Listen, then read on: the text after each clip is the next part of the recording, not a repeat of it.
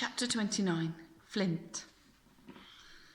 As the sun rose over the horizon, big and pale and flooding the groaning splinters with light, Flint, Blue, Esker and Pebble knelt on a flattened iceberg. The grey man strode out into the sea, nudging the iceberg forward, and Flint stifled a yawn. He knew Esker hadn't noticed him creep out of the igloo in the night, but if he carried on yawning like this, she'd start to ask questions, and some things were better left unsaid, especially while the Ice Queen's anthem was going on, and Esker's voice was little more than a wisp of breath.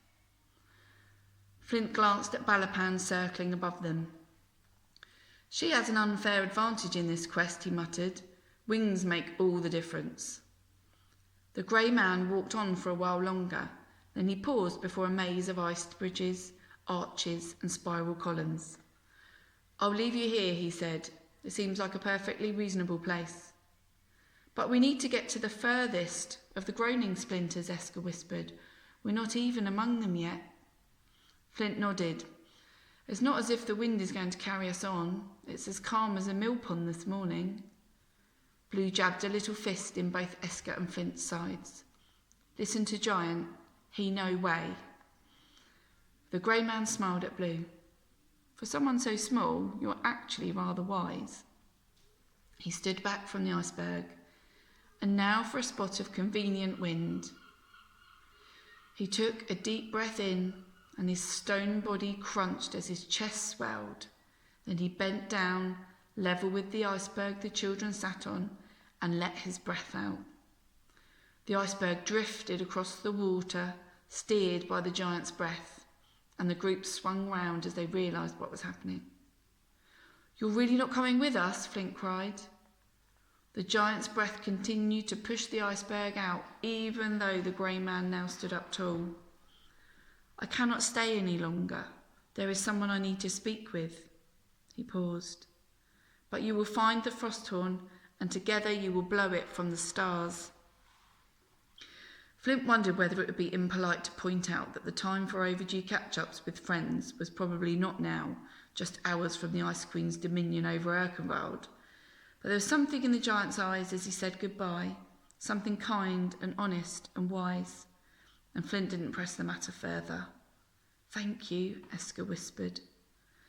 And, though the sound didn't reach the giant, waving from the shallows, Flint could tell that he knew the shape of those words, because he smiled. The giant's breath steered the iceberg on towards the groaning splinters, and had Flint's and Esker's minds not been filled with images of the Ice Queen wiping out the tribes and tearing down the sky cods if they failed to find the frost horn, they might have marvelled at the spectacle before them, at the spires, domes and caves of glittering blue ice. The iceberg drifted beneath an arch and on towards a row of spiked peaks. "Does it seem a bit too quiet to you?" Flint asked after a while. "If you ignore the Ice Queen's anthem..."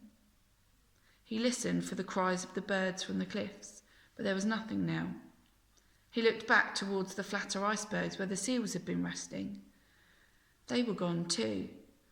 The iceberg glided on, and Flint watched Balapan dipping low between the groaning splinters, as if, perhaps, she'd seen something. He reached for his anything knife, and Esker gripped her quiver. Then a sloping brown head slid above the surface in front of the iceberg the group huddled on. Amber eyes, whiskers curling from a dark wet nose, and two sharp white tusks hanging either side of a drooping mouth.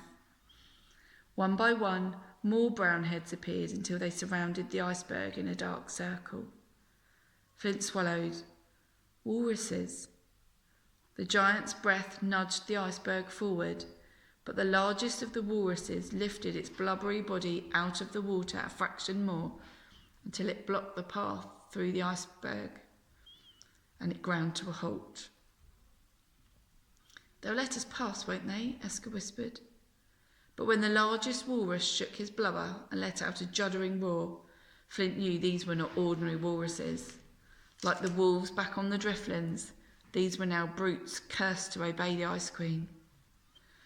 Flint fumbled with his knife as a walrus thumped its enormous body onto the ice and stabbed at the children with its tusks. Blue screamed and Flint jammed his boot into its head then as it reared backwards. Esker sent her arrow into its blubber. The walrus sank out of sight, but the others drew closer.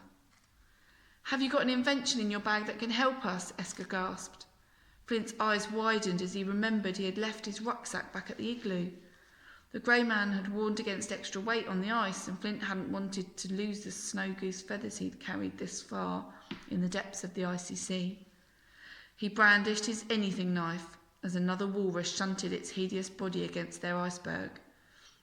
Then Balapan dive-bombed the beast, and it drew back for a second. "They're trying to topple the iceberg," Flint cried. He pulled Blue behind him and plunged his anything knife into the neck of a walrus whose tusks were just centimetres from Esker's leg. The beast let out a low grunt whine, then it vanished beneath the surface. The air shook with the ice queen's anthem and the roars of the walruses as they hacked the iceberg with their tusks, clawing closer to their prey. But Flint and Esker were in the hunt now, their aim sure, their weapons poised to kill, and Balapan was wielding her wings and talons above anything that came close to Blue. Before long, just one walrus remained, the largest of the herd. It disappeared beneath the surface, and when Flint glanced down, he could see only the water and the undersides of turquoise icebergs. "Has it gone?" Esker whispered. The quietness dragged on, and Flint lowered his knife. Then there was an almighty boom from beneath as the walrus thrust its weight into the middle of the iceberg. It juddered, it groaned, and Flint's eyes widened. Then it crunched in two. Flint and Blue on one side, and Esker on the other. The walrus slid through the water towards the iceberg that Flint and Blue were stranded on, and though Balapan hurtled down to try and distract it, the walrus merely batted the eagle away and, narrowing its yellow eyes, made a beeline for the iceberg. "Keep going," Flint yelled to Esker. "Use your bow as an oar until you reach the furthest of the groaning splinters, then find the frost horn." The walrus slashed its tusks into the ice by Blue's boot, and when Flint wrenched his little sister away, he looked up to see Esker frantically trying to paddle towards them. Flint brandished his knife, and the walrus held back for a moment. "Turn round and keep going," he shouted again. "This is your chance, Esker. I can fight the walrus." For a second, Flint saw Esker falter. Then she turned her terror-stricken face away and inched towards the last of the groaning splinters before the wide stretches of ocean. Flint took a deep breath. Then he turned back to face the walrus.